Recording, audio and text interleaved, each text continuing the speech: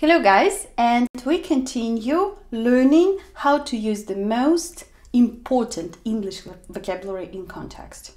And this week will be very important for us because what I'm going to do today about the top used verbs in the English language, namely be, have, and do. The way they function in the language, it is actually a very interesting point in your learning English, because here the vocabulary comes together with grammar. Because the verbs which you will find in any dictionary and the verbs which are in the top 100 of the most used words in English, they can be a piece of vocabulary, something which has a meaning, words, but at the same time they can be grammar words which are not translated, which don't have any own meaning, but at the same time they are very important for making all the structures of the English language. That's why when I'm talking about this methodology of learning the words in context, that's why I believe it is really more productive to learn words like that, because words are never separate pieces from the dictionary. They always should be used in context. You put words into phrases, you put phrases into sentences, and then finally you produce some text, like I am doing to you right now. So if you don't know how the word lives grammatically, then you feel confused because you remember separate pieces of dictionary, but it doesn't feel natural, okay, to say something, to make phrases, to make sentences. And this is why it's so important for me to help you to make concise phrases and to speak easily, to deal with context easily in English, whatever level you are. If you are a beginner, if you are an intermediate English learner, or you are in advanced level, but if you don't have the whole puzzle together in your head, you will feel problems with confidence, and this is what we are fighting with right here in this lessons. So as I said to you, today we will be talking about the verbs be, have, and do. And they are verbs, as we discuss, yes, the parts of speech here, and they answer the question what to do. They define some kind of an action or state, but you need to understand this difference between different types of verbs in the English language. That's exactly what we are going to do right now. The verbs in English can be of two basic types. We could say three, but let's make it two. So the first thing is the main verb. The main verb, it has a meaning. Main verbs can define actions. I am talking, you are watching, you are looking, it is raining, I don't know, yes, the camera is working, everything you can see describe the physical actions. But also it can be states. When you think, understand, remember, they are not visual actions because they are production of our mind, of our brain, or for example when, no, speaking, yes, it's a physical action, but yes, remembering, reminding, promising, they are all abstract and they are called states, but in general, this is all the main verbs mean. In particular about this be, have, and do, only do will be an action verb. Yeah, because do, to produce an action. For example, what are you doing? Why are you doing this? You mean some action, but you don't name it directly, and then you use this substitute verb, you can say. You are just naming the action. In this case, we remember that do, yes, meaning to perform an action, is the action verb.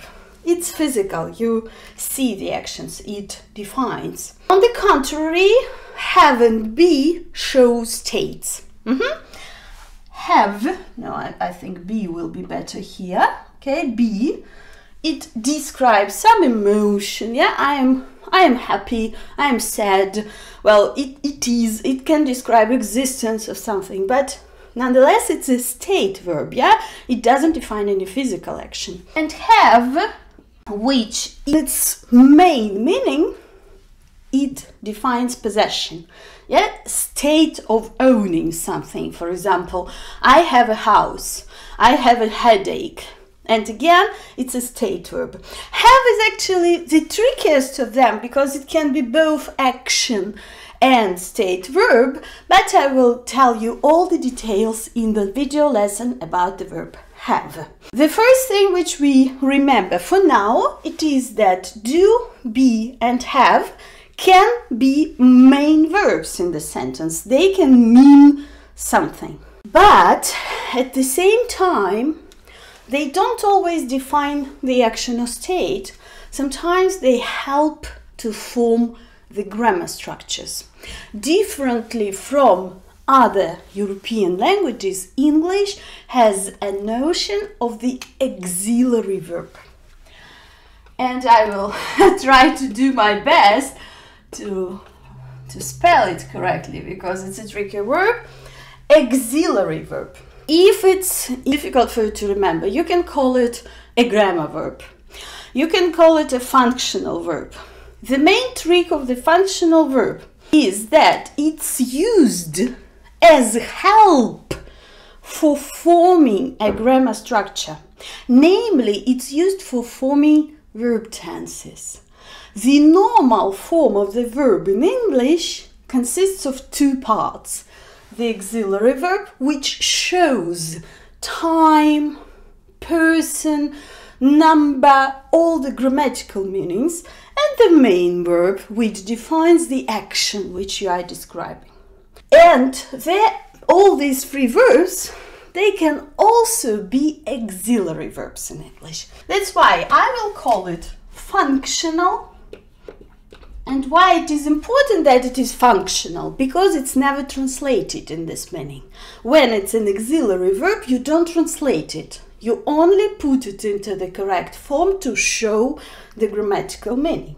And in this case, we know that do will be used as an auxiliary verb for forming simple tenses. Yeah, present simple, past simple. You will be using it for that. Be as an auxiliary verb can be used for forming the continuous tenses. Right now, in modern grammars, they are called progressive tenses. Present progressive, past progressive, future progressive, describing the process of something. If you want to know more about the verb tenses, about the grammar of it, I have a series of the advanced grammar lessons which go live on YouTube every week. I think you need to check them out. And have can be an auxiliary verb for forming perfect tenses. And this is the first thing which you need to understand, which you need to realize.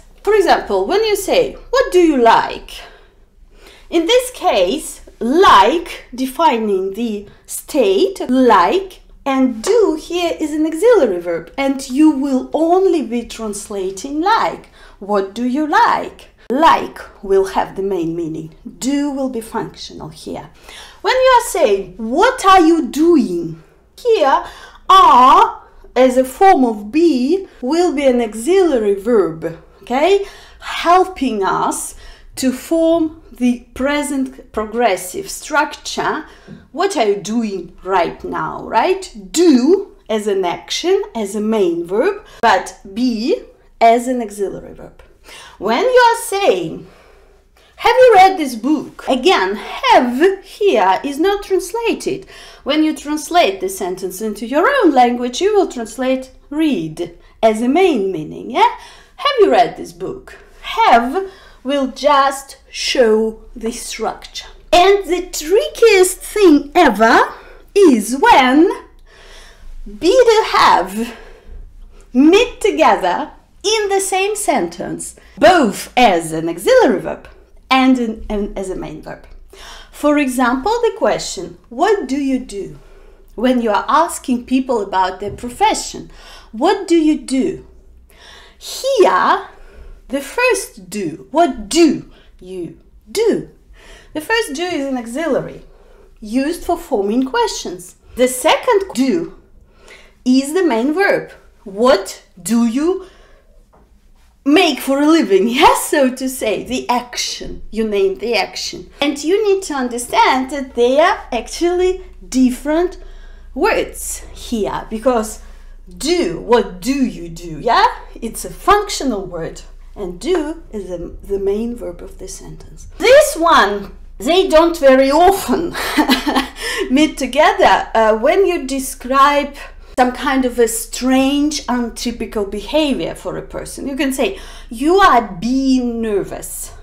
You are being nervous, right? And this would mean that usually you are not nervous, but right now you are behaving somehow nervously, yeah? So it's untypical behavior. It's a minor case, we don't use it very often, but generally yes.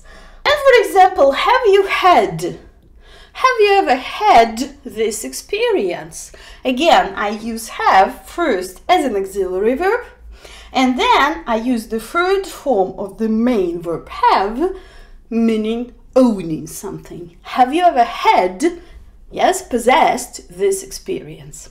Something like that. You need to understand this trick, that when you think about do, be, or have, they could be two different types of words. And if you remember this principle, basically it will be quite easy for you to form the structures and translate the words, because you will be understanding what kind of function is performed in every sentence. And from now, in the next classes, I will be telling you all the small tricks of do, be, and have being both auxiliary verbs and main verbs. I will tell you everything step by step, so don't turn off the computer, keep watching, and see you in the next lesson.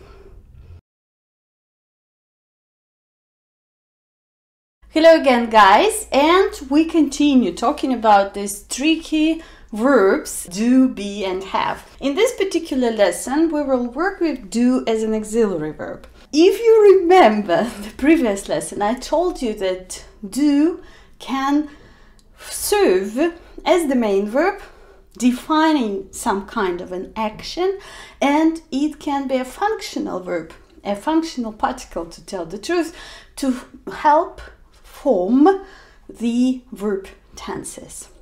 And in this case, let's have a look at all the possible variations of do as a functional verb, as a grammar verb. And again, yeah, this is where grammar meets vocabulary. As an auxiliary verb, do is used for forming questions and negatives for past and present simple tenses.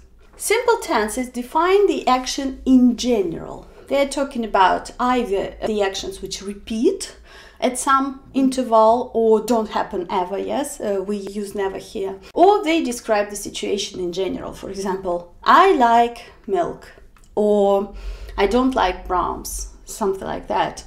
And you probably know that when you form a statement, a positive sentence, in present simple, I like classical music, you only use the main verb here, defining the action, yeah, defining the state, your emotion. I like Brahms. You do the same in the past. When you say, I went to a musical school, again, it's the simple, you define the general fact, and you use only one main verb in the past tense to describe this action as a statement, a positive sentence. But if you want to form a negative structure, for example, I don't like classical music, or I didn't go to the musical school as a kid, yeah? You already need the auxiliary verb, the helper, because this is how the structure works. The auxiliary verbs will be changing between persons. I like, he likes. I don't like, he doesn't like. This is the grammar change, and it's shown in an auxiliary verb. That's why when you don't have an auxiliary verb, it's an exception. And the typical structure always has an auxiliary verb in English. In this case, how do will help us here. When I want to form the negative form in present simple, present,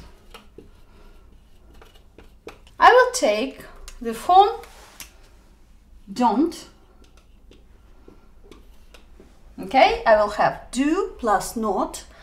You can say do not, but it's more natural. In speaking, you make the contraction, you make a shorter form, and you say don't. But you can also say doesn't when you change the person. Okay, again, it's does not.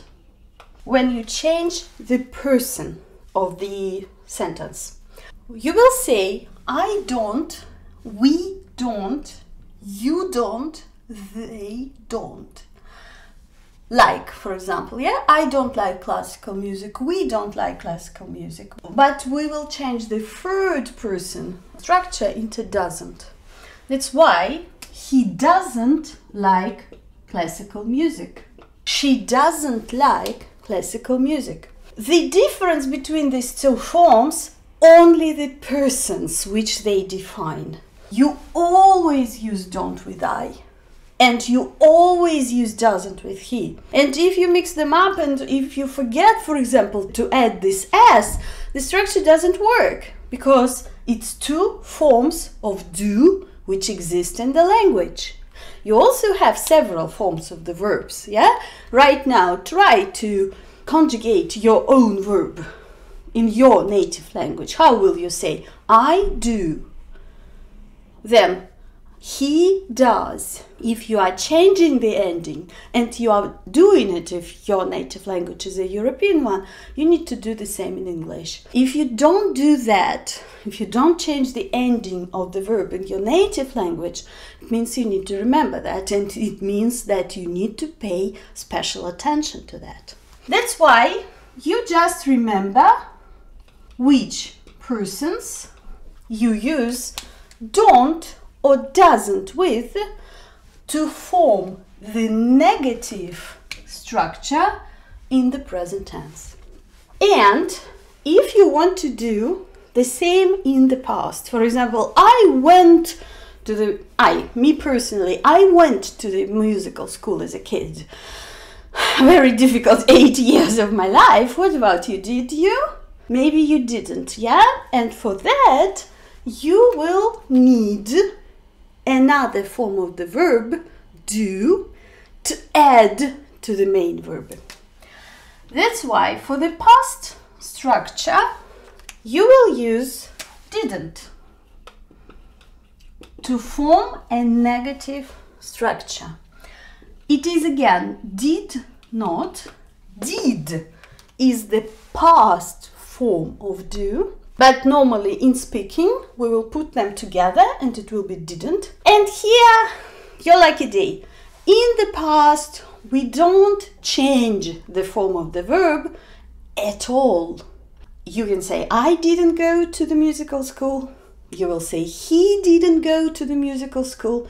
It doesn't matter. In the past, all forms for all persons will be the same.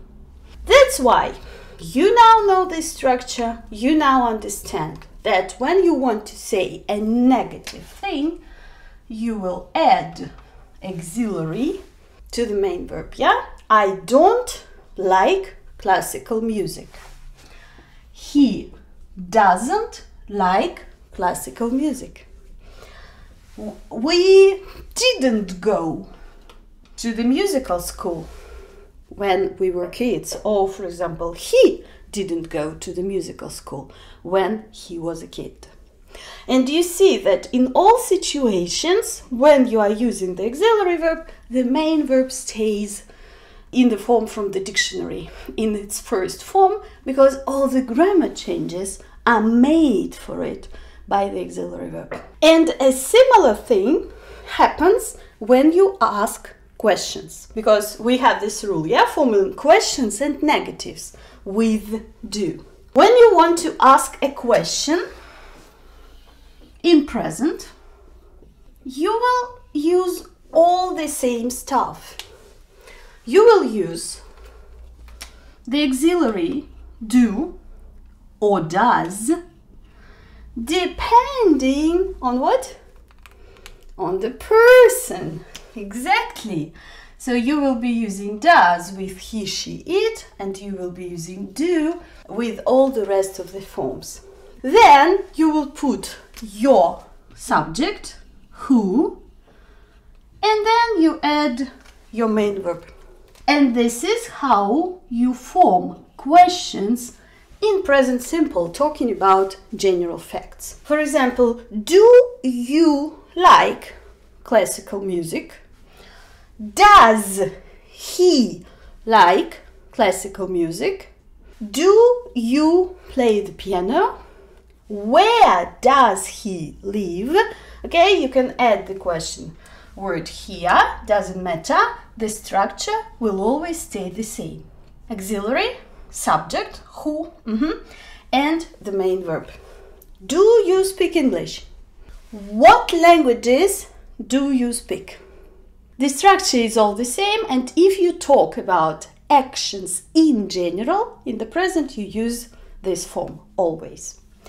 And I think you can guess, and you probably know what you are doing in questions in the past. For that, you again, always in questions, do we use the auxiliary verb. You will say did, then you add your who, your subject, and you will add the first form of your verb. Again, for the main verb, it's always a very easy part. So you will say, did you go to the musical school? Did you go? Did you like classical music? What did he say? Again, you can add, yes, I will add it for you. You can add the question word here. You don't need to change the structure for that. But it will be always the same. I always call them three element structure. They are always connected between each other, and it's very important to keep them. And this is all very good, but there is one confusing thing. If you are trying to make sentences with the main verb do, as I said before, yes, I can say, I don't do yoga. Do here means to do some sport, yes, to practice some sport. You use it as a main verb, but you use don't as an auxiliary. I don't do yoga. He doesn't do yoga. You see, the main verb do doesn't change. It's the general rule. I don't do yoga. He doesn't do yoga. Do you do yoga? Does he do yoga? Functionally, you see, the second do doesn't change, but the auxiliary changes as always. I didn't do that. I didn't do that. Didn't as an auxiliary, do as the main verb. For example, what did you do? What did you do? Okay, here again, did is not translated, but do is translated because it is the main verb, the word from the dictionary. I am sure that you know this rule because this is the verb tenses which we start with when we start learning English. And if you are not a beginner, which you are not probably, because these lessons are a bit difficult for beginners, yeah, they're mostly for intermediate and advanced students, but I suspect that this relationship between do being there and there meaning different things, this was probably confusing for you in the past. That's why we included your grammar knowledge about the verb tenses into your vocabulary knowledge, into the context of how you will be using that. And I will continue in a minute talking about other uses of do as an auxiliary verb.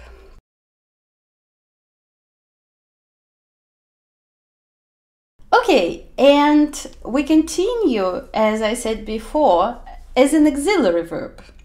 Do is used for present simple and past simple, questions and negatives, but it is used a lot in speaking for different speaking functions. And this is exactly what people don't catch so easily. And if you don't use these structures, you could sound too academic, too formal, unnatural, yeah? And this is what you need to learn how to do if you want to speak fluently, yeah? To sound natural in English. Do also can be used as intensifying verb for emphasis and imperative structures. For example, when you want to prove something, when somebody doesn't believe you, you will say, I do understand. Do you understand? And you see that the person doesn't believe you and you say, I do understand.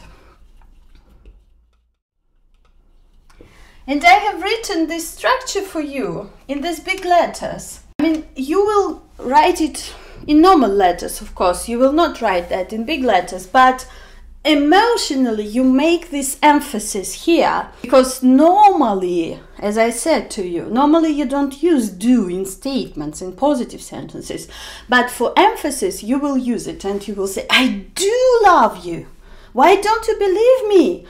Do, I do. Or for example, I did call you yesterday. Why you don't believe me? I did, I really. I mean, here it will mean really.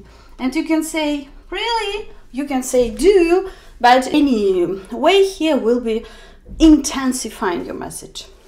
And also we use it as an intensifying verb when you offer something to somebody. So do help yourself, do have your tea, and something like that. You add do in the beginning, okay, of this structure. Do sit down. If you want to speak neutrally, you will say sit down, please. But if you want to emphasize it, do sit down. Do listen to me. Do help yourself. Usually it's used when somebody is insisting, somebody is so good host, yeah? So I mean, do take a cookie, something like that. But as a neutral structure, you will be using do in negative imperatives. When you say, for example, don't do that, yeah? You need to forbid to do something, prohibit some action. You will use don't. Here, again, a funny situation. They meet often, yeah? Don't as an auxiliary, do as the main verb. Don't speak to me like that. And you see, again, in every situation like that, I will be using my voice, my intonation, yeah, to show the emotion of that. Don't go there. Don't turn off the computer, something like that, okay? Don't look there. And do look at me, something like that. Very, very good for your speaking, and if you learn how to use that, I'm sure you will be sounding more natural in English. And this is what English learners usually find not easy for themselves. We use do as a substitute verb in short answers. What does it mean? For example, do you want a cookie? I'm asking you a question in the present simple. Do you want a cookie? You will say, yes, I want. It's unnatural. We usually don't repeat the main verb if it's not a full sentence. You will say, I do. Do you want a cookie? Yes, I do. Do you understand? No, I don't. Okay, again, you repeat just the auxiliary verb of the structure. You probably heard a lot when people say, can you make 10 copies of this file, please? And they will say, will do, will do. Yeah, as an answer when you are agreeing to do something. Here, do doesn't mean anything really. It substitutes the main verb because we don't normally repeat main verbs in short answers when it is not a full sentence. It will be always a reaction to something. I will write this one for you.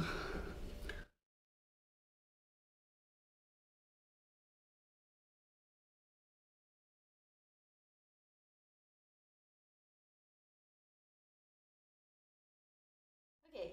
Do you want a cookie? Yes, I do. Do you understand what I'm saying? No, I don't. Yeah, we use it in short answers. And another structure where you can use do as an auxiliary substitute verb will be in structures of agreeing and disagreeing. For example, I like chocolate cake. So do I. I don't like sweets. Neither do I. These are the reactions like me too. Yes, you can say me too or me neither. But we also have this structure in English when you have the reversive structure. When you say so, do, and I. No, it can be so does he, for example. Yeah, I will write this. So does he, because he always has this form. Yeah, does, and so on. And neither do I. Neither does he.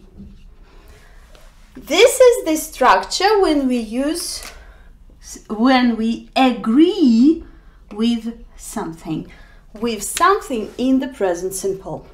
If the person says, I'm listening to music, you can't say so do I, because you will need so am I as the same auxiliary structure. But if the person says, well, I don't really like people, well, using the bad example, but it happens, yeah, I don't really like people, you will say neither do I.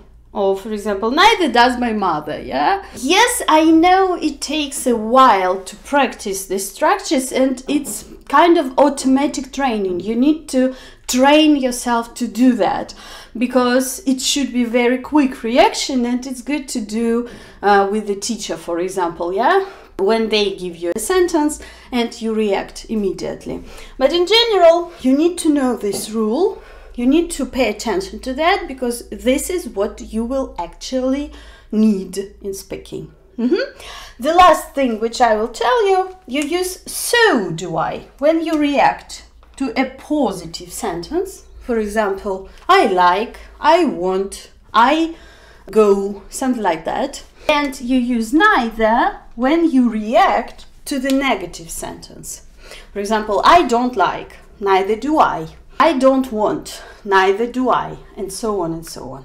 Probably, as usual, it may seem like a lot, especially with this difference between do being an auxiliary verb and the main verb at the same time. But if you watch this lesson in short parts, if you try to practice, if you try to make your own examples, write them in the comments to this video.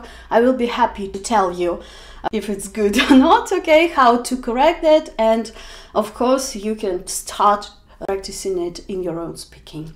And I will see you in the next video where we will discuss do as a main verb in the sentence.